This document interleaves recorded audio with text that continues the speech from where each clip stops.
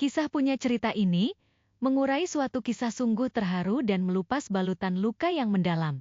Tapi terpukau mempesona pula. Dengan raut wajah cantik sayu semampai, tampak lembut terbalut dengan senyuman manisnya, sebut saja sosok Mbak Tikah, nama samaran. Begitu baru turun dari pesawat pulang dari Arab Saudi, nampak lagi berjalan di Terminal 3, Bandara Soekarno-Hatta. Ia menenteng tas sambil mendorong troli bagasi, memuat koper barangnya, barengan rombongan TKW yang lainnya yang patut dibanggakan. Mereka pekerja migran Indonesia, TKI maupun TKW, warga negara Indonesia yang bekerja di luar negeri, mereka pahlawan devisa. Karena kontribusi signifikan mereka terhadap pemasukan devisa negara melalui remitansi. Tentunya membantu meningkatkan pertumbuhan ekonomi dan kesejahteraan keluarga di tanah air, mereka bergantian pulang ke tanah air negeri tercinta ini. Suasana di bandara begitu ramainya riuh, tampak sibuk hingar-bingar, persiapan yang mau pergi terbang, dan yang baru datang. Barusan turun dari pesawat terbang, nyaris tiap hari siang malam suasana bandara sibuk ramai seperti ini. Nampaknya dengan tibanya Mbak Tikah. Ternyata keluarga sudah sejak pagi hari menjemput menunggunya, di parkiran Bandara Suta. Alhamdulillah keluarga begitu bertemu Mbak Tikah. Saling senyum haru bahagia, berangkulan melepas rasa rindu dan kangenan yang mendalam, maklum 5 tahun silam pergi merantau. Kali ini baru bertemu berjumpa kembali, betapa rindu dan kangennya mereka. Begitu tiba di rumah, tentu sudah larut malam, Mbak Tikah nampak lelah. Perjalanan begitu jauh di atas pesawat nyaris 10 jam. 2 pekan sepulang merantau, dari Tanah Suci Mekah Arab Saudi, Mbak Tikah masih betah di rumah, dengan kehadiran sosok teman. Nampak lagi curhatan cakapan dengan teman lamanya Aisyah, nama samaran, teman adik kelas, sesama alumni Madrasah Aliyah. Mereka berdua lagi asik ngobrol di paviliun samping rumah, entah berkata ucapan lelucon candaan, atau bahasan apa yang diungkapkan. Terkadang mereka berdua seraya senyum tertawa, pada curhatan kangenan, tampak bahagia sekali, tiba-tiba Mbak Tikah bangkit dari duduknya. Beranjak pergi masuk ke dalam kamar, entah apa yang mau dicarinya, lalu keluar dari kamar sambil bawa buku catatan harian. Yang nampak sudah lusuh lalu menghampiri Aisyah, sembari memberikan buku catatan harian. Seketika Mbak Tikah kasih buku catatan harian itu sama Aisyah. Seraya berkata, "Hai Aisyah, kalau kamu mau tahu banget memori perjuangan aku, hingga aku pergi jauh merantau 5 tahun lalu. Selepas lulus sekolah lalu menjadi TKW di Arab Saudi, itu semua ada di dalam catatan buku harianku, sungguh sedih menderita. Kala itu aku benar-benar merasa terhimpit terperangkap, tersiksa kerap kali menangis sendirian, nggak tahan begitu beratnya. Menghadapi tekanan dirundung kesulitan, dengan desakan kebutuhan ekonomi keluarga orang tua, benar-benar lagi terlilit hutang. Sama oknum sosok rentenir, begitu tuturnya Mbak Tikah berucap, tampak Aisyah hanya menunduk haru, seraya pegang buku hariannya. Tiba-tiba Aisyah berujar, "Mbak Tikah, maaf ya, bolehkah aku baca buku catatan harianmu? Ini kan catatan rahasia privasi tentang Mbak sendiri?"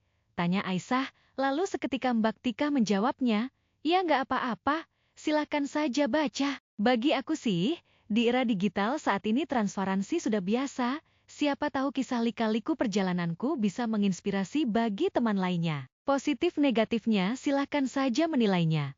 Begitu ungkapnya, lantas Aisyah memujinya. "Wah, sungguh luar biasa kata-kata Mbak Tikah. Ini aku bacakan ya." Kata-kata kalimat mutiara dari Mbak Tikah amat menyentuh sekali. Kehidupan ini ruang berjuang. Langkah perjuangan membuka peluang dan kesempatan, lanjutkan niat langkahmu untuk kian tumbuh dan berkembang. Jangan takut ancaman jatuh. Walaupun jatuh, akan kuat semakin tangguh. Hidup ini menderita, bertahan hidup menemukan makna, dalam saat penderitaan sedang melanda, tentu akan paham makna arti derita. Aku mulai memahami bahwa penderitaan, kekecewaan, berduka, dan kesedihan bukan untuk menyusahkan atau merendahkan diri, merampas harkat martabat pribadi kita, tetapi untuk mendewasakan dan mengubah sikap sifat pola berpikir kita semakin dewasa. Selepas aku lulus Madrasah Aliyah, sekolah yang aku banggakan, tempat aku menuntut ilmu di kala itu, tiba-tiba aku terbelenggu lalu tersandera. Orang tua terperangkap terjebak terlilit hutang piutang pada sosok oknum rentenir, namun aku belum paham tak mengerti apa itu rentenir. Seketika kala itu aku mencari sumber literatur apa itu rentenir. Setelah aku temukan, oh ternyata Rentenir adalah individu yang memberikan pinjaman dengan bunga yang tinggi. Seringkali tidak sesuai dengan regulasi keuangan atau aturan hukum yang berlaku. Mereka biasanya menyasar kepada orang yang kesulitan mendapatkan pinjaman dari lembaga keuangan resmi dan menggunakan metode penagihan yang tidak etis, terkadang dengan cara yang kasar. Setelah aku baca dan pahami, sungguh aku terperangah terkejut dan kaget. Pantesan hutang piutang orang tua begitu lama tak kunjung usai dan lunas. Usut punya usut, perhitungan bunganya sungguh tidak wajar, tak masuk di akal, padahal hutang piutang orang tuaku sudah membayar angsuran hutang pokoknya dan semua bunganya sudah dilunasinya. Tetapi oknum rentenir dengan 2 orang juru tagihnya begitu beringas sangarnya, tetap dia mengotot bersikeras, lantas menudingnya, hutang pokoknya belum lunas. Sehingga dia meminta untuk segera mengosongkan ini rumah sebagai agunan atau jaminan. Kalau masih berkeberatan, juru tagihnya bilang, pesan dari juragan, sisa hutangmu bisa lunas, asalkan izinkan untuk meminang, anak gadis kamu dipersunting dilamar juragan ke pelaminan. Akhirnya aku yang tersandera dan terbelenggu, semacam benda jaminan aku diagunkan. Alih-alih aku dipersunting oleh sosok juragan kakek tua oknum rentenir. Dengan imbalan lunas hutang orang tuaku, begitu menelan pil pahitnya isi buku catatan harianku. Duh, segitunya ya Mbak, sungguh sadisnya, terlalu. Itu orang tak punya akhlak, tak bermoral. Begitu kata Aisyah.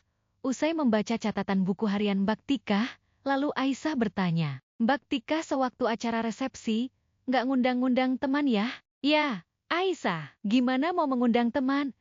Suasana keterpaksaan kala itu, perasaan aku gelisah, panik, stres nggak karuan.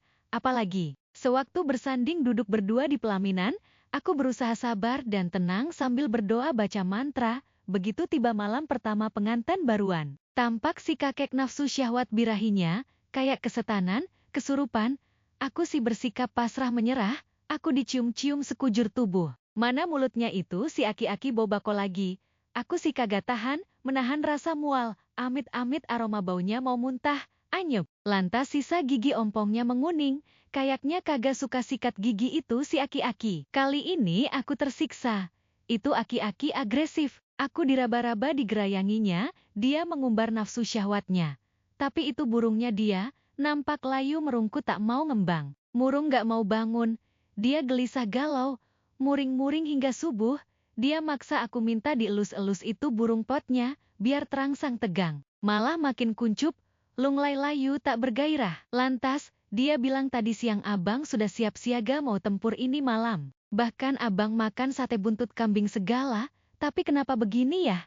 Dia cerita begitu, aku sih cuek saja, diam bungkam, sabodo tewing. Aku tetap bertahan sembari berdoa lalu baca mantra tak henti-henti dalam hati. Dengan keadaan seperti itu, hingga 3 hari 3 malam dia nafsunya doang penasaran, burungnya malah mati suri, nggak ada rasa, loyo molor letoy. Itu si aki-aki kelihatan pusing, keheranan sangkurnya tak guna tak berfungsi, dibikin paleng puyeng tak berdaya. Tingkahnya gelisah murung-muring-muring gak karuan. Seketika di hari ketiga, waktu petang hari, datang tiba-tiba itu bininya yang tua, menghampiri kemari, sembari ngamuk-ngamuk. Kalap ngecaprak melabraknya, ya aku bilang sama dia apa adanya, lagian aku juga muak geli, lihat si aki-aki tingkah modelnya kayak begitu. Lantas itu 2 orang juru tagih, anak buah si aki-aki, habis dipermak dimaki-maki sama bininya si aki. Tampak dia emosi, kalap memuncak ditunjuk-tunjuk, hingga digetok kepala juru tagih pakai gagang sapu. Lantas itu bininya tak sabar lagi, sontak daun kuping si aki-aki dijewer melintir kuat-kuat,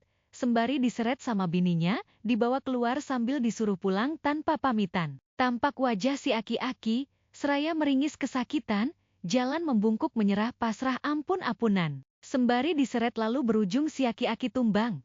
Begitu tutur Mbak Tika mengurai mengenang menerangkan. Lantas Aisyah sembari tersenyum tertawa geli, berujar sambil bertanya, walah, itu peristiwa Mbak Tika begitu geli dan lucunya ya, tapi ada misterinya juga sih Mbak. Itu si aki-aki tak mampu dan tak sanggup, merenggut kesucian Mbak kan? Tutur Aisyah, lalu Mbak Tika menimpalinya. Ya, aku bersyukur Aisyah, walau aku sudah singgah di pelaminan, dengan keterpaksaan, lalu menyandang julukan janda kembang. Gara-gara akal bulus oknum rentenir, aku masih tetap bertahan menjaga merawat kesucianku, siapa tahu aku ke depan ketemu jodoh, kasihan calon suamiku. Akan aku persembahkan segalanya, dengan tulus dan ikhlas kepadanya, sesungguhnya aku ini masih perawan. Begitu ujar Mbak Tika. Nampak Aisyah sembari menghela nafas panjang, terlihat penasaran, seraya berkata bertanya lagi.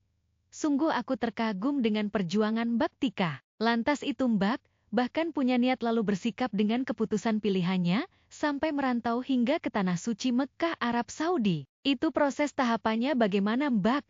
Tanya Aisyah, lantas Mbak Tika berujar. Iya, belajar dari kata kalimat mutiara, mohon doa restu orang tua. Karena faktor ekonomi keluarga yang menghimpit. Lalu aku mengurus gugat cerai dulu sama si aki-aki, lantas ada informasi dari agen resmi pengiriman TKI. Alhamdulillah aku pergi berkelana 5 tahun di sana, di negara tetangga, dengan kejujuran amanah. Tulus ikhlas tabah dan sabar seraya berdoa beribadah, bersyukur kedua adik aku sudah ada yang kuliah, dan yang satunya masih bersekolah. Dengan pelan-pelan bertahap, rumah orang tua ini usai direnovasi, dan aku berpesan sama orang tua dan keluarga. Hindari jangan lagi punya urusan utang piutang dengan oknum rentenir, begitu pahit dan menyengsarakan, lagian berdosa karena riba, melanggar ayat Al-Quran. Begitu pesan dari Mbak Tika, akhirnya Aisyah keluh kesah lalu curhatan. Sejujurnya Mbak Tika, aku kemari juga, utamanya bersilaturahmi sungguhan ingin ketemu, sudah kangen begitu lama nggak berjumpa, ngobrol bareng bercakapan begini. Tapi aku mau curhatan juga sih, suamiku lagi punya kesulitan, terus terang lagi kelilit ditagih hutang, sama oknum rentenir juga Mbak. Aku sama suamiku sekeluarga lagi pusing, bingung Mbak, nyaris tiap hari dikejar-kejar tagihan. Aku mau minta tolong, aku harus bagaimana ya Mbak? Ya, insya Allah Aisyah, aku mau membantu menolongmu, sesuai dan sekemampuan aku. Tapi harap bersabar dulu ya, aku mohon maaf Aisyah. Aku buru-buru lagi ditunggu, mau jemput bapak dan ibuku di rumah sakit. Lagi check up kesehatan, pelajari dulu itu ayat Al-Quran tentang riba. Insya Allah nanti kita berlanjut lagi ya. Begitu tutur Mbak Tika, nampak tergesa-gesa berkemas, terima pesan barusan WA dari orang tuanya, seiring Aisyah bersalaman pamitan. Tampaknya Aisyah tiba di rumah penasaran, diungkapnya itu ayat Al-Quran tentang larangan perbuatan riba. Al-Quran Surat Al-Baqarah ayat 275 yang artinya, Allah telah menghalalkan jual beli dan mengharamkan riba. Orang-orang yang telah sampai kepadanya larangan dari Tuhannya, lalu terus berhenti dari mengambil riba, maka baginya apa yang telah diambilnya dahulu, sebelum datang larangan, dan urusannya terserah kepada Allah. Orang yang kembali mengambil riba, maka orang itu adalah penghuni-penghuni neraka, mereka kekal di dalamnya. Al-Quran Surat Ali Imran ayat 130 yang artinya, hai orang-orang yang beriman, janganlah kamu memakan riba dengan berlipat ganda dan bertakwalah kamu kepada Allah, supaya kamu mendapatkan keberuntungan. Peliharalah dirimu dari api neraka yang disediakan untuk orang-orang yang kafir. Begitu pula diperingatkan dalam Al-Quran Surat An-Nisa ayat 160, 161 dan Surat Ar-Rum ayat 39. Demikian kisah punya cerita ini. Jangan lupa ditekan tombol like, komen, share, and subscribe ya, agar channel ini bisa lebih berkembang lagi atas dukungan bersama. Terima kasih.